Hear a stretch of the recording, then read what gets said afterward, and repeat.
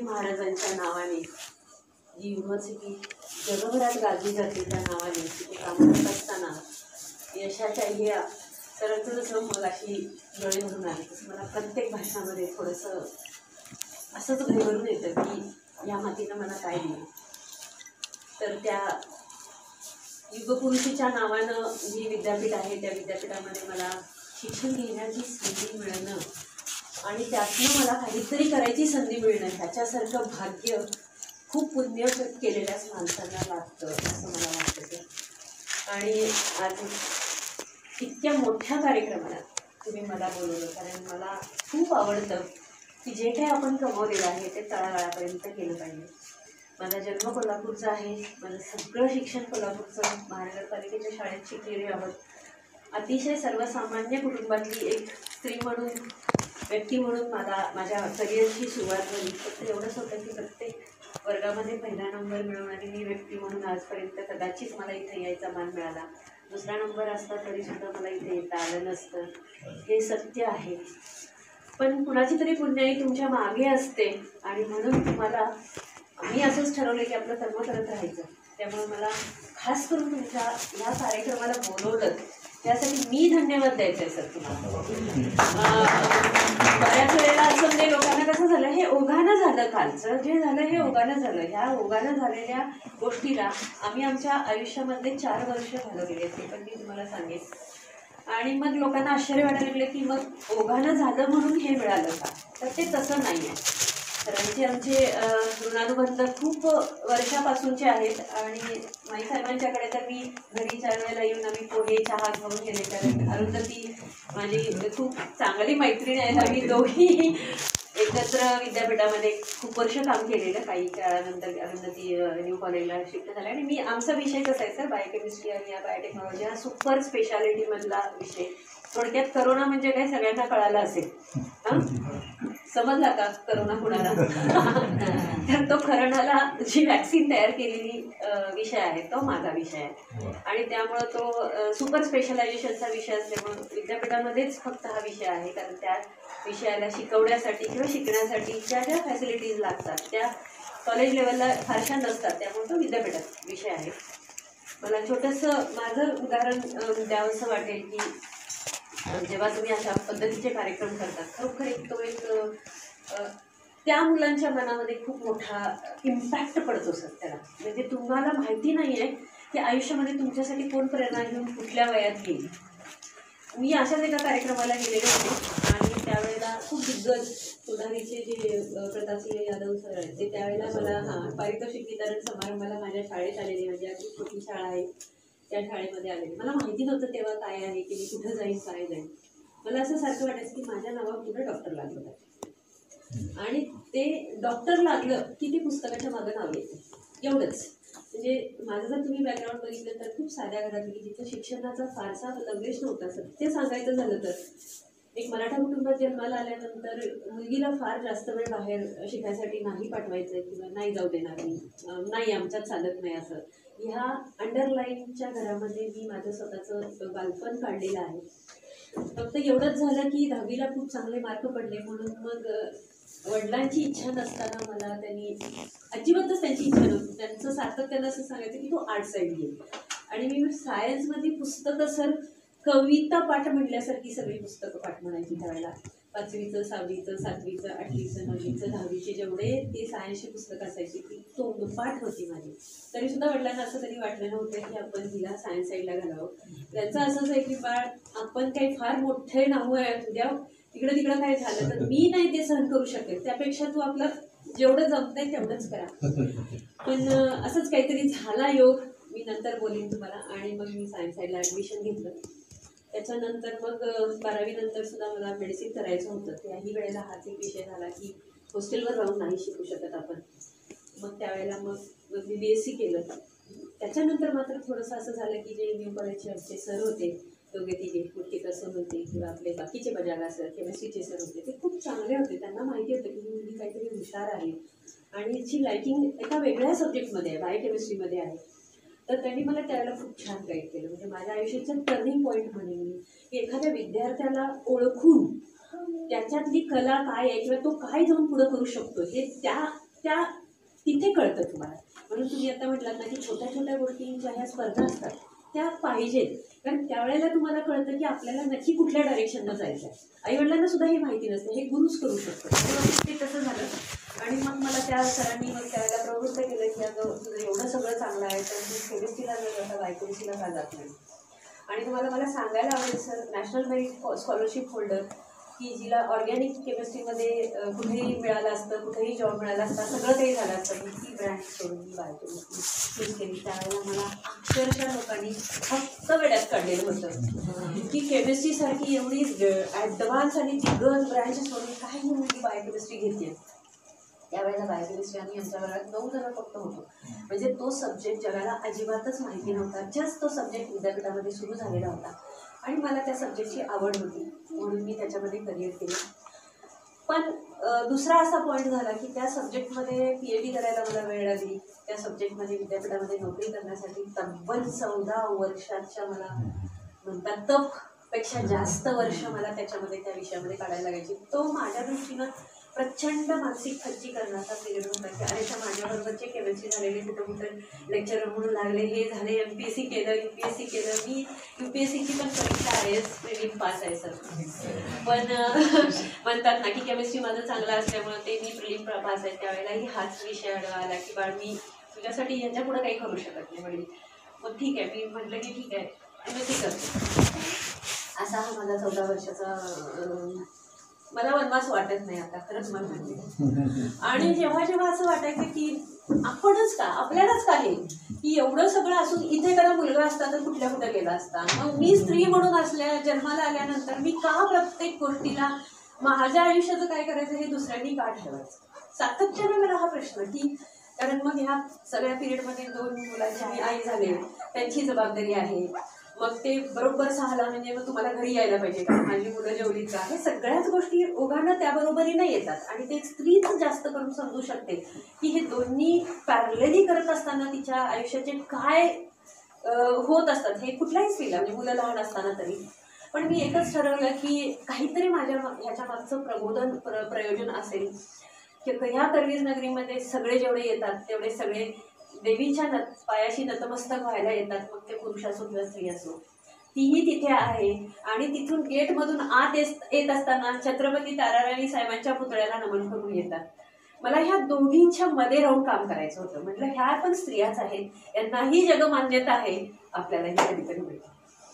आणि मग तो ध्यास जेव्हा माझ्या मनात बसला, मी ठरवलं की जेवढा वेळ माझा अभ्यासाचा असेल, जेवढ्या वेळासाठी, म्हणजे घरी पण तेवढाच वेळ देणं गरजेचं असतं. मी जेवढा वेळ युनिव्हर्सिटीत असेल त्यावेळेचा माझा एकही मिनिट मी वाया नाही घालवणार. कारण मला ते इतकं त्या गोष्टी, कारण एक तर 14 वर्षानंतर तुम्हाला जॉब मिळाल्यानंतर मनामध्ये जे एक असतं ना की काय आपण म्हणजे काय करावं, म्हणजे हे एवढं शिकलोय, 2-2दा पोस्टडॉक केली आहे, PhD केलेली आहे, एवढे अवॉर्ड मिळाले, प्रत्येक सर्टिफिकेट माझा एवढा बायोडाटा होईल, असा एवढा मोठा असा बायोडाटा होईल, असं एवढं आहे. तरी पण मग हे आपल्या बाबतीत हे असं का होतं. पण म्हणतात ना की परमेश्वराकडे देर असतो, अंधेर नाही. फक्त आपल्याला सातत्यानं कष्ट करायची इच्छा. आणि मग माझ्याकडून त्या सगळ्या गोष्टी घडत गेल्या. 2012 साली मला DBTचा विमेन सायंटिस्ट अवॉर्ड मिळाला. त्या वर्षी कोल्हापूरमधल्या लोकांना कळालं की अशी कोणतरी एक व्यक्ती आहे. न्यू कॉलेजमधल्या सगळ्याच त्यावेळच्या प्राध्यापकांना माहिती होतं की ही चांगली व्यक्ती आहे. पण तोपर्यंत माझं असं काही फारसं कॉन्ट्रीब्युशन नव्हतं. पण ज्यावेळेला मला विमेन सायंटिस्ट अवॉर्ड डिक्लेअर झाला 2011चा आणि मग तो 12ला दिला गेला, त्यावेळेला मग कळायला लागलं की बाबा ही अशी कोणतरी एक व्यक्ती आहे. सातत्यानं आमचं सगळं काम सुरू होतं. आज आमचे एका एरियामध्ये 235 माझे स्वतःचे निबंध आहेत. तुम्ही गुगल आउट करा, मुलांनाही दाखवा की एक सायंटिस्ट म्हणूनच आपण जगात असतो ना, त्याचं सगळी कुंडली सगळी जगाला ओपन असते डायरेक्टली. म्हणजे तुम्ही मग कोल्हापूरमध्ये करा, मुंबईमध्ये करा, अमेरिकेतल्या कुठल्या सिटीमध्ये करा, जपानमध्ये करा, हे काही फरकच पडत नाही. सायंटिस्ट हा सायंटिस्टच असतो आणि त्यानं कुठं काम केलं, फक्त ते काम जगापेक्षा वेगळं असावं लागतं की ते तुमच्या मग त्याच्यामध्ये. 2019 साली कर्मधर्म संयोगानं आमची कामं तर सुरूच असायची कंटिन्युअस. आजपर्यंत 33 PhD स्टुडंटला मी मार्गदर्शन केलेले आहेत आणि ते जगातल्या मला सांगायला इथे अभिमान वाटतो असे सगळे जगातले जितके मोठे मोठे इन्स्टिट्यूशन आहेत तिथं सॉफ्टवेअरच्या सायंटिफिक पोझिशन जे अक्वायर त्यांनी केलेली आहे. म्हणजे माझ्यापेक्षा सुद्धा 5 पटीनं पगार माझे आता विद्यार्थी घेतात. 7 पोस्टडॉक स्टुडंट आहेत, ते पण इंडियामधल्या मोठ्या मोठ्या इन्स्टिट्यूशनला आहेत. 2019-20ला हे तुमचं कॉम्प्युटर जे आहे AI बेस्ड आणि हे सगळं आलं आणि मग इंटरनॅशनल डेटाबेस हा सुरू झाला. आणि मग त्याच्यामध्ये मी अशीच लॅबमध्ये अगदी साध्या अवस्थेमध्ये, कारण सायंटिस्ट तुम्हाला माहिती आहे कसे असतात, ते केल्याशिवाय आम्हाला इलाज होते. आम्ही आपलं तुमच्यासमोर यायचं झालं की आपल्याला कोणतरी काहीतरी महत्त्व द्यायला पाहिजे. कारण बाजारामध्ये आम्ही काय, माझ्या बाबतीत तर असं व्हायचं की मी कधीतरी ऑफिसमधून एखाद्या काहीतरी घ्यायला गेलो आपण कपड्याच्या दुकानात, तर ते लोक आम्हाला 1000च्या वरची सुद्धा वस्तू दाखवायची. त्यांना असं वाटत असेल की कदाचित ही बाई, कारण त्याच अवतारात आम्ही ह्या सगळ्या गोष्टी करत आलो आतापर्यंत. ते नटायला त्यावेळेला आपल्याला काही वेळ नसायचा. जे आहे ते आहे. मग हे सगळं केल्यानंतर मला बरेचसे माझ्या स्टुडंटचे फोन आले की मॅडम तुमचं नाव डॉक्टर सायंटिस्ट आहे. म्हटलं काहीतरी कुठं सांगत असाल, काय बघताय, काहीतरी सांगू नका, आपण कोण, कुठं बसतोय, काय करतोय. नाही म्हणजे तुमचं नाव जगातल्या डॉक्टर सायंटिस्टमध्ये नाव आलं. आणि मला सांगायला खूप अभिमान वाटतो की शिवाजीमध्ये एकमेव मी लेडीज आहे की माझे एवढे सायटेशन्स, इव्हन मला महाराष्ट्रामधल्या सुद्धा बऱ्याचशा आपल्या जेवढ्या युनिव्हर्सिटीत, आता टोटल 13 युनिव्हर्सिटीतल्या त्यांच्यापेक्षा सुद्धा माझा दिग्गज बायोडाटा आहे. इंडियामध्ये मी म्हणणार नाही त्या परीनं त्या आहेत, पण इंडियामध्ये सुद्धा इतके टॉपचे पब्लिकेशन असलेली मी एकमेव असेल असं मला म्हणजे असं सांगायला आवडेल. मग तो सातत्यानं तो मग असा ध्यास राहतो की एकदा तुमचं नाव आलं की ते टिकवणं पण तुम्हाला ओघानं आलं. पण मी माझी एक कास्ट त्यावेळेला एक धरली की बाबा ठीक आहे, मला हे मिळालेलं आहे, पण हे माझ्या लोकांनापर्यंत गेलं पाहिजे की ज्याचा त्रास मला झाला. मला कुठली गोष्ट मिळवायची असेल तर खूप त्रास झाला. म्हणजे मी 93 साली IITची गेटची परीक्षा 99.38% मी टॉप केली. ऑल इंडिया रँकर आहे मी. आणि त्यावेळेलाही असंच झालं, नुकतंच माझं लग्न झालेलं होतं आणि त्यामुळं 93चा जो बॉम्बस्फोट झाला, मग माझ्यावर परत रिस्ट्रिक्शन आले की आता नुकतंच लग्न झालंय, परत मुलं बाळं, आणि मुंबई त्यावेळेला पूर्ण हादरलेली. त्यामुळे बाळ तुला जर काही करायचं असेल तर कोल्हापूर. मग कोल्हापूर, मला हेच लक्षात आलं की मला कोल्हापूरला सोडायचं नाही. माझ्यासाठी काहीतरी कोल्हापूरमध्ये 100% ठेवलेला आहे. हा माझा दृढ विश्वास होता आणि ते काल खरोखर सिद्ध झालं. हे असंच करत असताना जेव्हा तुम्ही आता सगळ्या कालच्या पेपरनी आणखी एक 45 मिनिटाची एक मुलाखत पण आपल्या शिववार्तावर माझी तिथं दिलेली आहे की तो प्रवास कसा आहे, तर तो प्रवास मी थोडक्यात सांगेन. कारण इथं राहिलेल्या मुलांना की मुळात स्वतःवर विश्वास ठेवायला शिका. मला हे कमवायला, मला स्वतःला ग्रेट मानायला माझ्या आयुष्यातले 20 वर्ष घालवायला लागले. कारण काय होतं माहिती आहे की ज्या बॅकग्राऊंडमधून तुम्ही आलेले असतात ना, त्या बॅकग्राऊंडचं डोक्यावर एवढं ओझं असतं की जग पण तसंच वाटतंय तुम्हाला की आपण काही करू शकत नाही आयुष्यामध्ये. आपण ज्या बॅकग्राऊंडमधून आलो त्या बॅकग्राऊंडमधून आल्यानंतर आपण शिक्षणात काही करू शकत नाही, इंग्लिश बोलू शकत नाही, कुणासमोर उभं राहू शकत नाही, आपल्याला काही येत नाही. हे सातत्यानं कुठे ना कुठेतरी बॅक ऑफ द माइंड असतं आणि ते मला रिकवर करायला माझ्या आयुष्यातले 20 वर्ष घालवायला लागले सर. आणि मग मला पटवून द्यावं लागलं. आज मला जेव्हा लोक बघतात तेव्हा पहिला प्रश्न काय असेल तुम्हाला वाटतंय? कुठेही बाहेर गेल्यानंतर तुम्ही लग्न करून कोल्हापूरमध्ये आलात का? मग हा कुचेष्टेचा विषय माझ्या दृष्टीनं वाटतो की कारण कसं आहे की कोल्हापूरच्या टॅलेंटवरती तुम्हाला विश्वास नाही. म्हणजे लग्न करून मी बाहेरून कोल्हापूरमध्ये आली आणि मग मी त्यांना सांगते की I am 100% your product of Shivaji university. मला कुठेही एक दिवस सुद्धा कुठलीही गोष्ट शिकायसाठी ह्या गोष्टीचा उमरा ओलांडावा लागला नाही. आणि मी माझ्या परीने हाच सातत्यानं ध्यास दिला की आपण कोल्हापूरला मोठं करायचं नाही तर कुणी करू. प्रत्येक क्षेत्रामध्ये कोल्हापूरमधला मोठं करणारे लोक आहेत. सायंटिफिक क्षेत्रामध्ये आपण तो असा उचलला. कालचं हे जे काम आहे ते 4 वर्षापूर्वी माझा स्टुडंट 3-3.5 वर्षापासून माझ्याकडे, 5 वर्षापासून 2019 पासून माझ्याकडे काम करत होता. तो काम करत असताना एक असा पुसटता रिझल्ट, म्हणजे एक सायंटिस्ट काम करत असताना तुम्हाला माहिती आहे की कोण शास्त्रज्ञ बनतो किंवा कोण विद्यार्थी PhD करतो, तर गाईडनं सांगितलेली एकच गोष्ट 100च्या पेक्षा जास्त वेळेला ज्याला करायची ताकद असते त्यांनी PhDला यावी. मग त्याच्यातून काय येतंय मला माहिती नाही, पण ते करत राहायचं. आणि मग असा एक छोटासा वेगळा आम्हाला रिझल्ट आला. वेगळा रिझल्ट आल्यानंतर त्या स्टुडंटनी मला सांगितलं की मॅडम असं काहीतरी वेगळं येते आणि आपण त्याचं काय करूया. मी म्हटलं ठीक आहे, मला जरा विचार करू दे. आम्ही काय केलं, बाकीचं त्याचं PhDचं काम आम्ही पूर्ण केलं आणि मग ह्या विषयाला शांतपणे त्याच्यावर डोकं लावलं नेमकी मी त्यावेळेला मुलीच्या डिलिव्हरीसाठी मला माझी मुलगी एक आहे, ती अमेरिकेमध्ये असते, तीही आता सायंटिस्ट लेवलचीच आहे आणि तिच्या डिलिव्हरीसाठी मी नेमकी मागच्या मार्चमध्ये अमेरिकेला गेली असताना ह्या सगळ्या व्यापातून म्हणजे का ऑफिशियल कामामध्ये तुमचा फार वेळ जातो, त्या व्यापातनं मी थोडी बाहेर पडल्यानंतर आम्ही ह्या गोष्टीचा उलगडा केला. मग आम्ही विद्यार्थ्याला म्हटलं की ही जी काही वेगळी गोष्ट आहे, आपल्याला जी काही गोष्ट वेगळी मिळालेली आहे ती तशी वेगळी अजून कुणाला मिळाली आहे का? कारण बरेचसे जगभरातले सायंटिस्ट जगभरामध्ये त्यांचे प्रयोग सुरू असतात, आपल्यालाही तसे काहीतरी मिळाले तर दोन गोष्टी असतात सायंटिफिक वर्डमध्ये की एखादी गोष्ट तुम्हाला वेगळी मिळाली तर ते का वेगळे पण आहे ते तुम्हाला एक्सप्लेन कुणी दुसऱ्याने केलंय का हे शोधून काढणं गरजेचं आहे. हां ठीक आहे, दुसऱ्याने एक्सप्लेन केलं असेल तर आम्हाला पण तसं आलं म्हणायचं की सोडायचं.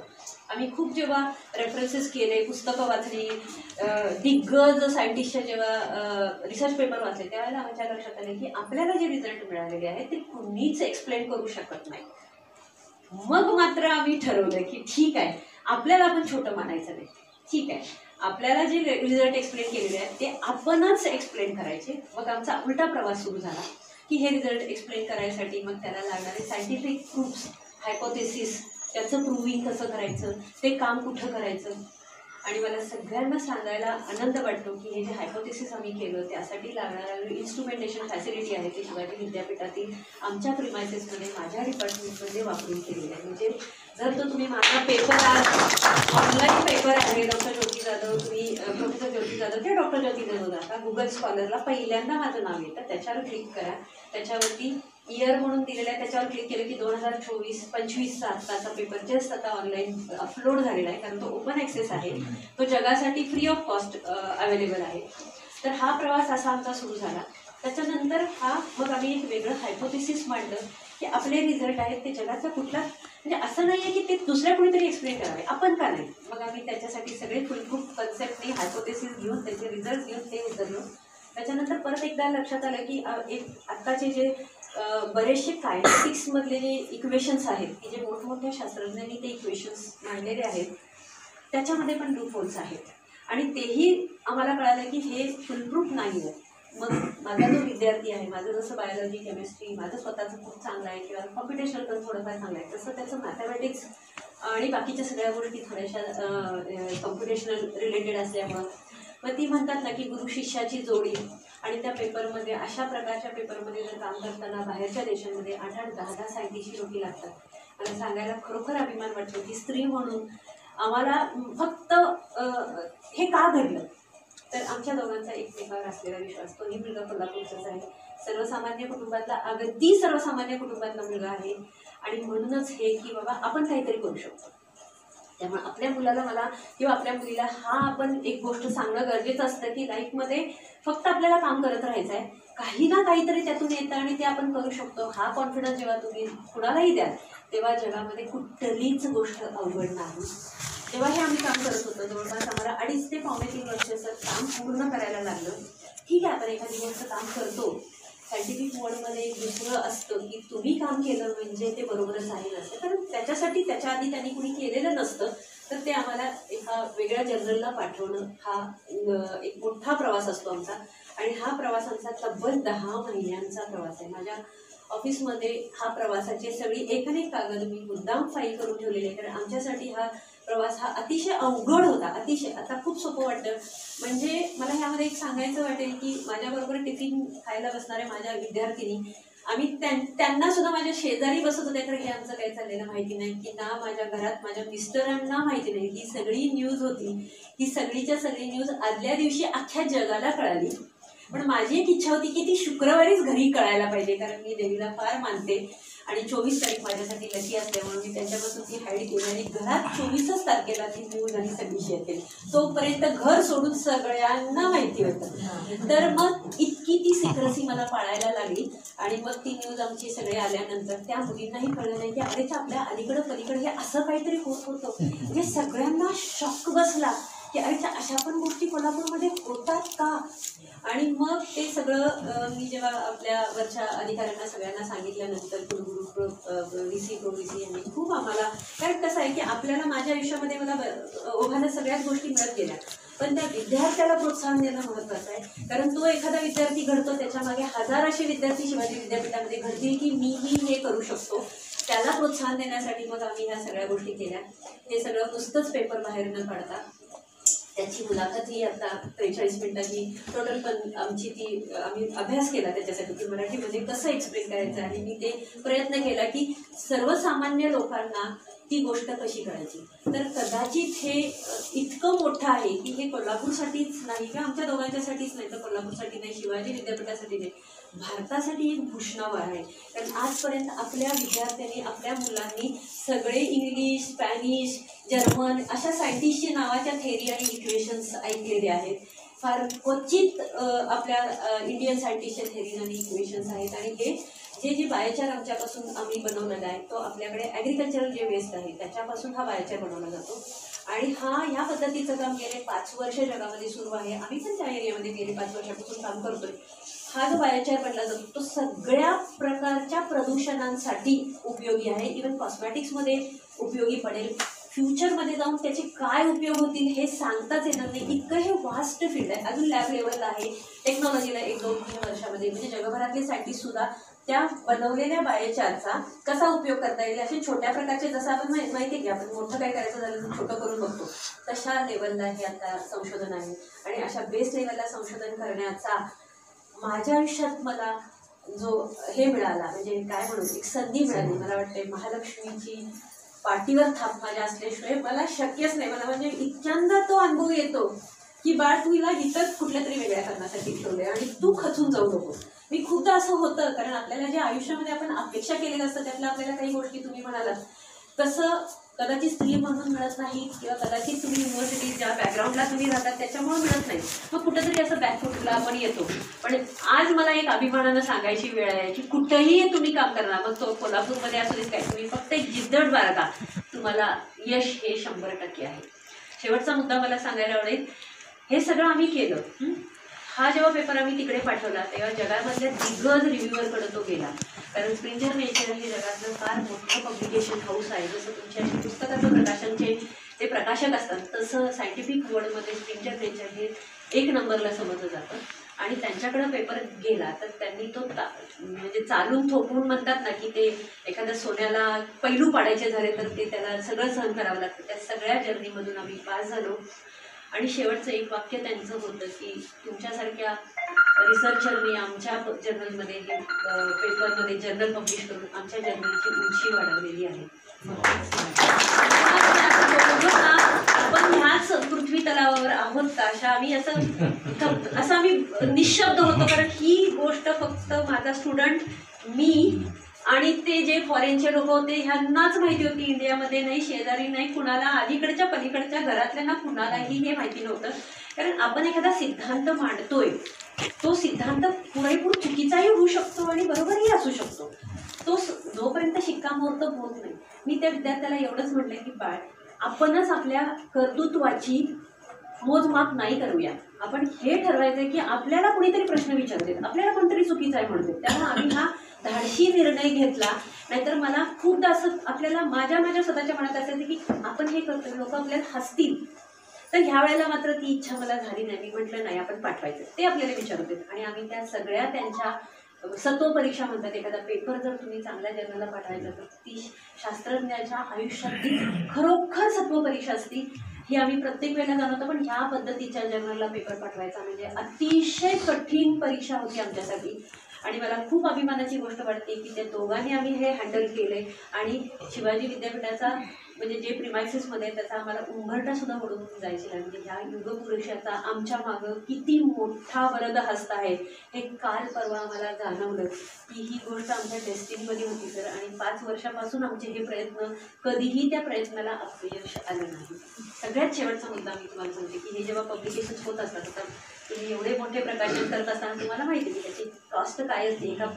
एक आपला महिना नुसता एका पेपरमध्ये पब्लिश व्हायचा झाला, एखादी बातमी द्यायची झाली तर त्याचे रेट्स काय असतात. तर एवढ्या मोठ्या पेपरला ओपन ॲक्सेस असल्यामुळं लाखो रुपयांचा निधी तुम्हाला लागतो. ओपन ॲक्सेस असेल तर तो कदाचित आम्हाला आमच्या खिशातून भरावा लागला असता किंवा मग विद्यापीठाच्या आपल्या काही फंड्समधून त्यांनी आम्हाला दिला असता. बॅक ऑफ द माइंड ही आणि आहे, उद्या आम्ही पेपर पब्लिश करतो एवढा मोठा, पण ह्याच्यासाठी आणणारे लाखो रुपये मी कुठून जमावू, कुठून. मला इथे आनंदानं सांगावं असं वाटेल मी अशा वेळेला काय ठरवलं असेल की तो जर पैसा उभा करायची वेळ आली कोणी कोणी आपल्याला मदत करेल, मी एखादा दागिना मोडेल पण मी मागं पुढे लागणार नाही, कारण दागिन्यापेक्षा हा दागिना माझ्या आयुष्यामध्ये फार महत्त्वाचा आहे. आणि तेव्हापासून मी असं करेल की कुठून पैसे द्यायची वेळ आली तर तेव्हापासून मी तो दागिना घालणार नाही, पण मला हे महत्त्वाचं आहे पैसे द्यायला लागले तर. पण जेव्हा हा पेपर फायनल त्यांचं लेटर आहे ते फाईल मला सगळ्यांना दाखवायला आवडेल, त्याच्यामध्ये एक लाईन आली की मॅडम ह्या पेपरची उंची इतकी मोठी आहे आणि तुम्ही खूप चांगलं काम केलेलं आहे, एकही पैसा, फुल विवर म्हणतो आम्ही त्याला, एकही पैसा न मागता, म्हणजे विद्यापीठाला सुद्धा त्यातल्या आपल्या ह्याच्यातले पैसे काही वापरायची गरज लागली नाही आणि विदाउट टेकिंग सिंगल मनी फुल विवर मी आम्हाला 100% विवर मी स्प्रिंगर नेचरनं. माझ्या आयुष्यामध्ये हेच वाटत आहे की हे कसं घडतं, ह्यासाठी फक्त मला एकच वाटतंय की तुमच्या कामावरचा असलेला ध्यास. आणि जिथे जिथे मी जाते आत्तापर्यंत खूप छोट्या छोट्या कार्यक्रमाला सुद्धा मी गेलेला आहे, खूप मोठ्या डायसवरती मी खूप मोठ्या लोकांच्या बरोबर पण शेअर केलेला आहे. त्या सगळ्यांचे आशीर्वाद माझ्या पाठीशी आहे आणि या पवित्र भूमीमध्ये आई अंबाबाईच्या आशीर्वादानं आणि ताराराणी हे तर माझ्या आयुष्यातलं माझं प्रेरणास्थान आहे, कारण त्यांनाच आपण बघत आलेलो आहोत. कदाचित असा एकही दिवस जात नाही की मी त्या साईडला गेले तर मी गाडी स्लो करून नमस्कार केल्याशिवाय बाहेर पडत नाही तिथून.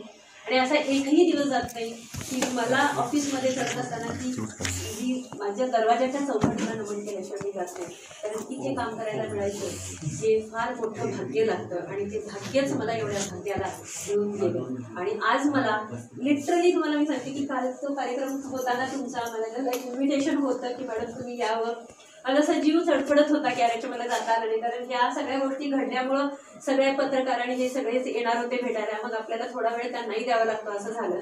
मी सरांना तेच म्हटलं की माझा तो कार्यक्रम चुकला आणि आता मगाशी मी सरांना तेच म्हटलं की मला ते पाहिजे, कारण तुमचं आहे म्हटल्यानंतर मी हक्कानं तुमच्याकडे मागणार की मला तो ग्रंथ पाहिजे. आणि मुळात म्हणजे पवार कुटुंबियांच्या हस्ते पवार कुटुंबियांच्याकडून ताराराणी साहेबांचा ग्रंथ माझ्या सत्कारासाठी वापरला, ह्याच्यासारखं माझ्या आयुष्यातलं अजून काही देणं देणं नाही. फक्त मी एवढंच म्हणेन की तुमच्या सगळ्यांचे आशीर्वाद माझ्या पाठीशी असेच राहू देत, आई साहेबांचे पण आशीर्वाद असेच राहू देत, माझ्या हातून असंच काहीतरी समाजाला माझं जे देणं अजून काही द्यायचं आहे की जे काही करायचं आहे ते असंच चांगलं घडू देत. आणि खरोखर मला आनंद वाटतो, कारण कसं असतं एक सायंटिस्ट म्हणून त्या लॅबमध्ये ना असं लोक असं वाटत असतं की हे कुठंतरी बाजूला काढून ठेवावं थोड्या दिवसासाठी, कारण ते विचारच थांबत नाही. तुम्ही किती झोपलेला असतात तरी तुमच्या डोक्यात तेच विचार बोलतात. पण म्हणून मला खास करून ना इमेज रिलेटेड कुठल्याही एखाद्या कार्यक्रमाला आणि लहान मुलं असतील तर मला फार आवडतं, कारण त्यांच्या चेहऱ्यावरचे जे निरागस भाव, कित्येक सर अशा कार्यक्रमाला गेल्यानंतर माझ्याकडे खूप लहान मुलं येतात आणि मी बऱ्याचशा जणांना हे गाईडलाईन दिलेलं आहे की DST इन्स्पायर सारख्या फेलोशिप्स कशा 4थी पासून मिळालेल्या आहेत. खूप शाळांमध्ये जेव्हा मी ॲड्रेस करायला जाते तेव्हा त्यांचे पेरेंट्स अगदी साधी मुलं असतात, मग त्यांना इन्स्पायरची फेलोशिप कशी मिळवून देता येईल किंवा त्यांचे प्रोजेक्ट्स जर छोटे छोटे असतील तर नॅशनल लेवलला न्यायचे असतील तर माझ्या लॅबमध्ये त्याचे मॉडेल्स कसे बनवताना मदत करता येईल, माझे PhD स्टुडंट त्यांना कशा मदत करता येतील, किंवा किशोर वैज्ञानिक प्रोत्साहन योजना म्हणून असतं. कारण तसंच तर शास्त्रज्ञ असं म्हटलं जातं की 1 लाखात एक शास्त्रज्ञ बनतो, तर त्याला आपण नर्चर करायला पाहिजे. समाजाची पण ही एक आपली एक थोडी जबाबदारी राहते की अशा पद्धतीच्या टॅलेंटला तुम्ही पुढे येऊन द्यायला पाहिजे, मग त्यांच्या हातून अशा काही गोष्टी घडतील. तर बऱ्याच मुलांना मी किशोर वैज्ञानिक प्रोत्साहन योजना म्हणून आहे की त्यासाठी एक वेगळी परीक्षा द्यावी लागते आणि ती एकदा परीक्षा तुम्ही पास झालात, 8वी 9वी मध्ये गेल्यानंतर ती परीक्षा असेल, ती जर परीक्षा तुम्ही पास झालात तर 10वीच्या पुढचं PhD पोस्टडॉक इव्हन फॉरेन कंट्रीजमधलं सुद्धा तुमचं सगळं शिक्षण हे फ्री ऑफ कॉस्ट.